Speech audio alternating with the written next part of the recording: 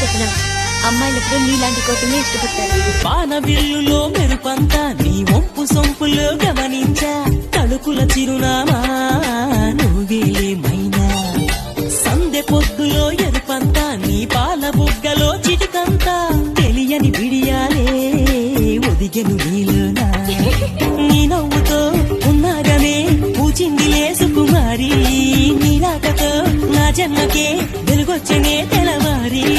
నువ్వు నాకు మనసిస్తే నేను చేరుకుంటా, మరి కాస్త చనువిస్తే నీ సొంతమవుతా.